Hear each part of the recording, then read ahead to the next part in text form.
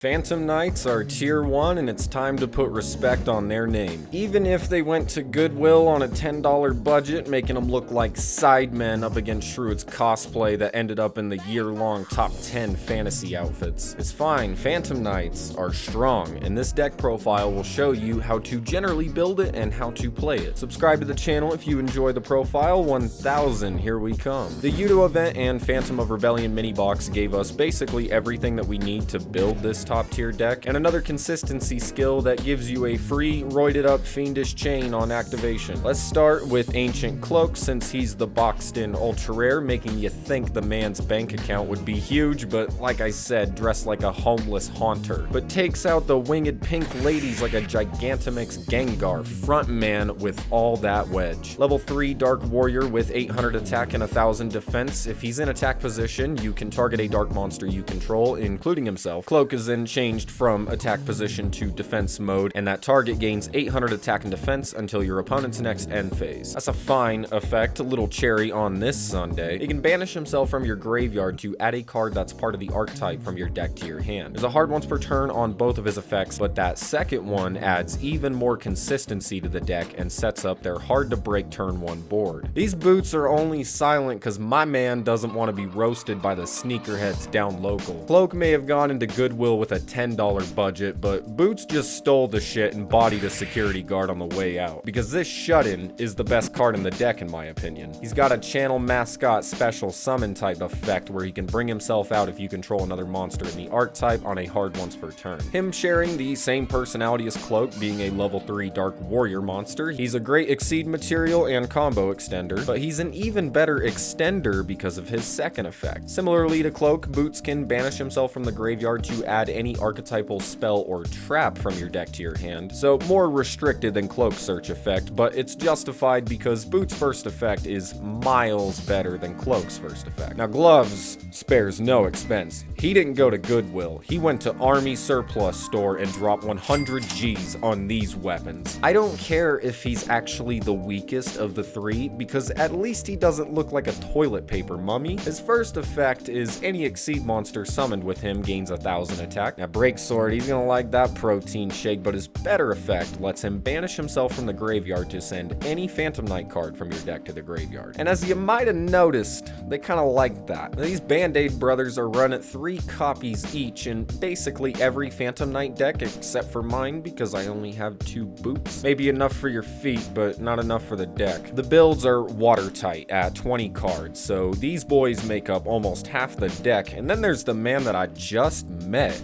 Mucha Knight. Even though I never knew this card existed up until 15 seconds ago, he's being run at 2 or 3 copies, typically 2 in the tier 1 deck. Really complicated card. When you normal summon a level 3 monster, you can special summon him from your hand, and he can't be used as a synchro material. There ain't no wheeling shenanigans. Dark Warrior level 3 and looks like he hasn't showered in 6 years makes me believe he's part of the archetype just as a bench warmer, but he's dunking on him in the 3-zone format. Great combo extender and exceed material. Doesn't offer a whole lot much outside of that, but for the intensive purposes of Phantom Knights, we ain't too worried about it. And the sword. Like Ragged Gloves, this is a free-to-play card and is almost always run at a single copy in Phantom Knight decks. Gives a target on the field 800 attack, and if that target were to be destroyed by battle or card effect, you can destroy sword instead. Then when it's in the graveyard, you can banish PK sword to special summon any Phantom Knight from your graveyard. It is then banished when it leaves the field. And that second effect is very good and applies to the deck's second biggest strength behind consistency in recursion. Now that's all fine and great, but then the skill, Phantom Strategy. By discarding a Phantom Knight, you can add the continuous trap card, Phantom Knight's Fog Blade, from outside the duel to the bottom of your deck. This is the aforementioned roided up fiendish chain. It does the same thing where it targets an effect monster, negates its effects, and prevents it from attacking. The only difference is Fog Blade prevents that monster from being attacked as well. But the deck has built-in removal, so we don't really care about that. And where the steroids come in this literal weapon is when it's sitting 6 feet under. Same graveyard effect as Sword, which, as I said, is really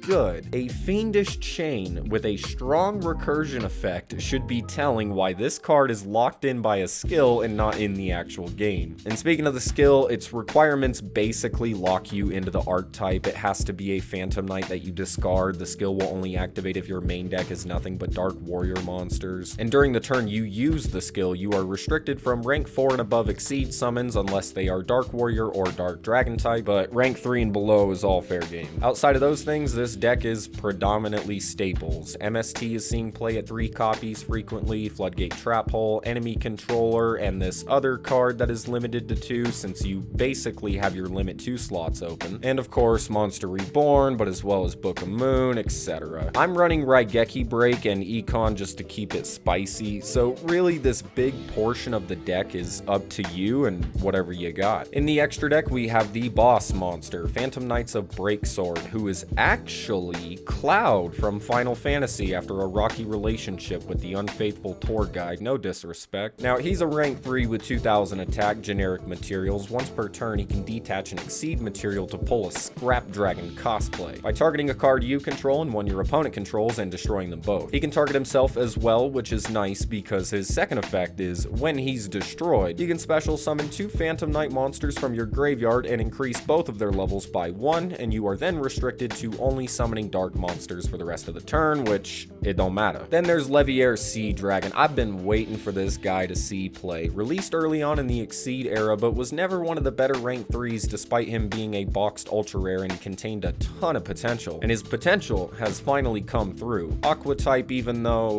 1800 attack, can detach an Exceed material to special summon a banished level 4 lower monster. Then Nightmare Shark, the rank 3 finishing blow boy, attacks directly with 2000 teeth. Sin and Exceed Dragon are your rank 4s for Breaksword's recursion effect. Dante can put Phantom Knights in the grave to extend combos. All pretty simple stuff, but you could also use Giga Brilliant and then rank it up into Digital Bug Corbage or Corbage ranked up from Sin. You've got options for the extra deck, but when you build it, just keep the skills restrictions in mind. Like, you cannot go into Malevolent Sin the turn that you use the skill, so just be mindful of things like that. So now let's play it. Phantom Knight has a strong turn 1. Use the skill to pitch Cloak as an example. Activate Cloak's effect to go search Silent Boots. Normal summon Ragged Gloves. If you have him, then you can special summon Boots. Or alternatively, if you have Cage Mucha Knight, you can normal summon Boots, then special summon Knight, or Gloves with Knight, Cloak with Knight, etc. You really just want to set up a rank 3 play while also getting Boots in the graveyard after using the skill. So to make it simpler, we'll say that you discarded Cloak for the skill, banished him to get Boots, normal summon Ragged Gloves, and special summoned Boots. From there, you go into Sea Dragon, detach Boots to use Sea Dragon's effect to special summon Cloak from your banish zone, and then you banish Boots to go search Fogblade. And if you had Knight, you could also go into another rank 3, but if not, you can use Cloak's effect to switch him to defense mode and go up to 1800. And that's a small little tip about Cloak really quick. Always bring him out into attack mode because you can always just switch him to defense mode and give him a higher boost. This is a pretty great turn 1 board, and if you throw in Floodgate Trap Hole, Book of Moon, anything like that, then it's pretty tough to break. Sword, turn 2, baby. From there, if you get rid of Cloak, you can search another Boots, and then with any other Phantom Knight or Cage Mucha Knight, that's another rank 3. Or if they just didn't get rid of Cloak, then you have another rank 3. All kinds of options there. Get Breaksword on the field, use his effect to blow himself up and maybe an opponent's back row or boss monster. Then special summon 2 Phantom Knights from your graveyard, and that's a tip too. Make sure you have targets for Breaksword's effect when you do this. His Exceed materials that go to the grave do count, so you can more often than not, but in certain situations you might only have one, so just keep your eye out for that. Then you have a rank 4 like Dark Rebellion Exceed Dragon with 2500 attack with Sea Dragon who has 1800, that's lethal, or Breaksword with a Ragged Glove boost is 3000 attack with Sea Dragon's 18, that's lethal, etc. And as a side note, you will want to use Ragged Gloves as a material for Breaksword if possible for that attack boost. And if your opponent works around this, you can just get Breaksword back with Fogblade or PK Sword, and if he's destroyed again, then you have even more recursion. This deck amazingly brushes off having its board broken, and its combos are easy to pull off with just 2 of your main deck monsters being in your opening hand. Opponent sits on a couple monsters, Sin, then Corbage. Less than 2000 life points and making a comeback on you, Nightmare Shark. Already searched Fogblade and want more Phantom Knights in your graveyard by turn 1's end? Dante. There are a lot of options, but the deck is actually straightforward. It gets tougher when analyzing analyzing situations that break out of its routine, but even then, it's just a matter of deducing and understanding what you've got. Most notably, it will be your order of operations. You'll have a lot of choices. Just making them in the right order is what will guide you to victory. And based on all of these factors, I don't think it's hard to see why Phantom Knights are tier 1. Thank you guys for watching. Please like the profile if you enjoyed the video and subscribe to the channel for more content like this, and I will see you in my next video.